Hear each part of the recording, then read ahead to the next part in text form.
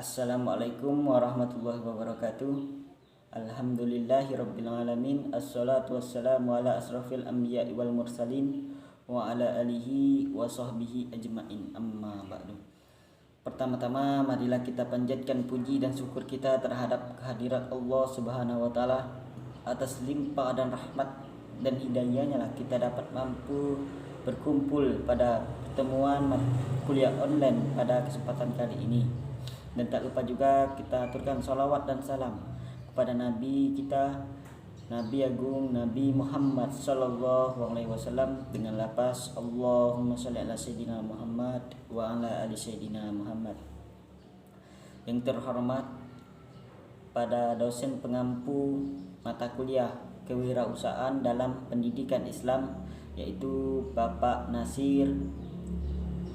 Baiklah, pada pertemuan kali ini kami kelompok 2 akan menyampaikan presentasi dengan judul Kewirausahaan menurut Rasulullah, dengan anggota kelompok Lia Lamitasari, Titin Milasari, Sinta Putri Lestari, Zainur Mawaddatu Warahmah, dan saya sendiri sebagai moderator Julian Pranata. Langsung saja para pemateri akan menyampaikannya. Bismillahirrahmanirrahim. Assalamualaikum warahmatullahi wabarakatuh. Perkenalkan, saya Lia Lamitasari. Saya akan membacakan poin A, yaitu sejarah wirausaha atau bisnis Rasulullah SAW. Rasulullah SAW mendapatkan jiwa entrepreneurship ketika beliau berusia 12 tahun. Ketika itu, pamannya mengajak beliau untuk melakukan perjalanan bisnis ke negeri Syam, atau yang kita ketahui sekarang adalah Syriah, Jordan, atau Lebanon.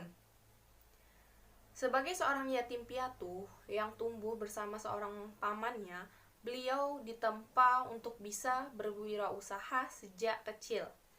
Ketika usia beliau atau Nabi Muhammad SAW berusia 17 tahun, beliau diberikan wewenang untuk mengurusi semua wirausaha pamannya. Ketika beliau berusia 20 tahun, itu merupakan masa tersulit beliau dalam melakukan bisnis, dikarenakan beliau harus bersaing dengan senior dalam perdagangan regional. Namun, kemudian titik keemasan entrepreneurship Nabi Muhammad SAW itu tercapai ketika beliau berusia 20-25 tahun. Nabi Muhammad SAW, beliau tidak pernah membuat para pelanggannya mengeluh. Beliau selalu menjaga janjinya dan mengantarkan barang yang dipesannya dengan tepat waktu. Nabi Muhammad SAW pun senantiasa menunjukkan rasa tanggung jawab yang besar dan integritas yang tinggi dalam berbisnis. Dengan kata lain, beliau melaksanakan prinsip manajemen bisnis modern, yaitu yang pertama adalah kepuasan pelanggan atau customer satisfaction. Yang kedua yaitu pelayanan yang unggul atau service excellence, efisiensi, persaingan sehat dan kompetitif.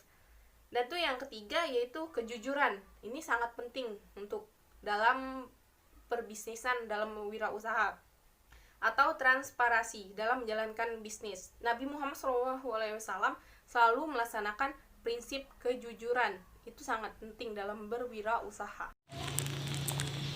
Baiklah, saya akan melanjutkan penjelasan dari teman saya, Lia Lamitasari.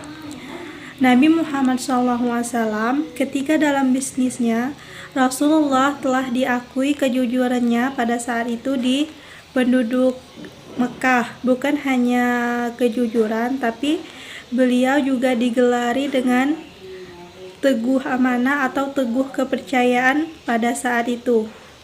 Sehingga beliau digelari dengan asyidik atau kejujuran, dan amanah al-amin atau kepercayaan. Ketika Nabi Muhammad SAW lanjut usia, ketika itu pada saat beliau umur 37 tahun, beliau mulai mengurangi bisnisnya. Dan di saat umur 40 tahun, Nabi Muhammad SAW mulai merenungi tentang kebaikan rakyat atau sosial masyarakat di jahiliyah. Bukan hanya itu, Nabi Muhammad SAW pada saat itu juga merupakan pengusaha yang sangat sukses dan dipercayai ataupun disegani oleh rekan-rekan bisnisnya. Jadi, Nabi Muhammad SAW dalam bisnisnya beliau sangat sukses tanpa menggunakan cara-cara yang tidak baik. Karena menurut beliau yakin bahwa kesuksesan bisnis itu dapat dicapai dengan cara yang baik, Mungkin hanya itu yang penjelasan dari saya. Selanjutnya saya persilakan kepada teman saya, Sinta Putri Lestari. B. Keteladanan Rasulullah sebagai unit partnership. Bagi kaum muslimin, jiwa entrepreneurship atau jiwa kewirausahaan harus dikembangkan. Apalagi tingkat kebutuhan tenaga kerja untuk itu tidak bisa diimbangi oleh SDM atau sumber daya manusia yang tersedia. Tenaga kerja yang lebih jauh banyak daripada kebutuhan. Pemerintah menyadari bahwa hal itu memang benar-benar terjadi, sehingga pemerintah mengkampanyekan model kewirausahaan kepada masyarakat. Untuk apa? Untuk menolong mereka dalam memenuhi kebutuhan pribadinya secara ekonomi. Dalam Al-Quran telah dijelaskan agar manusia mencari untung dari apa yang diciptakan Allah, semisalnya lautan. Contohnya kita ambil oleh lautan, kan ada pekerjaan nelayan. Jadi nelayan itu kan mencari ikan disitulah dia mencari sebuah keuntungan. Dia memanfaatkan laut untuk mencari nafkahnya gitu.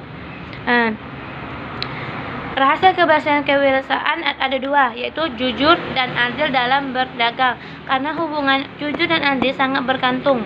Apalagi kan kita di antara konsumen, kita tuh harus menyampaikan kerusakannya harus jujur gitu. Nah, kan kalau ada pemasukan uangnya kita bilang harganya segini, tidak boleh dilebih-lebihkan gitu kan.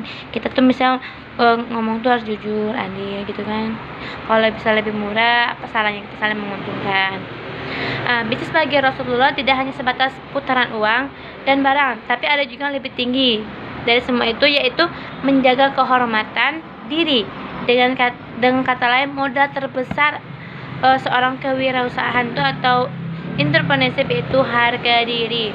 Jadi kalau kita dalam perdagangan, kita nggak boleh merendahkan diri kita sendiri dan tidak boleh merendahkan orang lain, karena itu adalah jiwa yang penting ditumbuhkan untuk seorang kewirausahaan.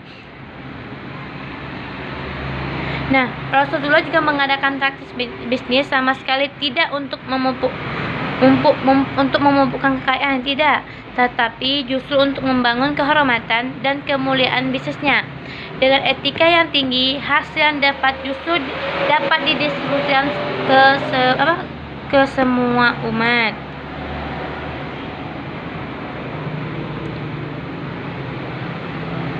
Kenalkan, nama saya Zainur Maudatu Warahma. Saya akan sedikit menjelaskan tentang implementasi wirausaha Rasulullah. Umat Islam di seluruh dunia sudah tahu bahwa Nabi Muhammad SAW adalah sosok pedagang yang jujur. Beliau adil dalam membuat perjanjian bisnis. Karena beliau sangat dikenal sebagai pedagang yang jujur sejak ia masih muda, maka dari itu beliau senantiasa menunjukkan rasa tanggung jawab yang besar terhadap siapapun. Bahkan dalam hal ini beliau sering membayar hutangnya sebelum jatuh tempo, dan beliau kerap kali membayarnya lebih dari yang seharusnya. Dalam hal ini beliau bersabda yang berbunyi, "Tangan di atas lebih baik daripada tangan di bawah. Mulailah orang yang wajib kamu nafkahi, sebaik-baik sedekah dari orang yang tidak mampu atau di luar kecukupan. Barang siapa yang memelihara diri atau tidak meminta-minta, maka Allah akan memeliharanya. Barang siapa yang mencari kecukupan, maka akan dicukupi oleh Allah Subhanahu wa taala. Kesimpulan dari presentasi makalah kami yaitu dalam Islam baik dari segi konsep maupun praktik, aktivitas kewirausahaan bukanlah hal yang asing, karena inilah yang sering dicontohkan oleh Nabi, istrinya, para sahabat, dan juga para ulama di Indonesia. Rahasia keberhasilan kewirausahaan adalah bersikap jujur dan adil, mengadakan berbagai transaksi kepada para pelanggan.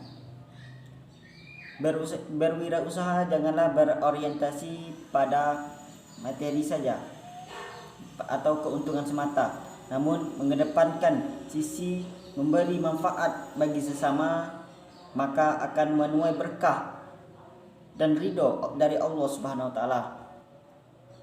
Dengan berpegang teguh pada prinsip ini, Nabi telah memberikan contoh yang paling sempurna untuk dijadikan menjadi pedagang yang berhasil. Rasulullah memiliki sifat jujur, integritas, sikap baik, dan kemampuan berdagang yang luar biasa.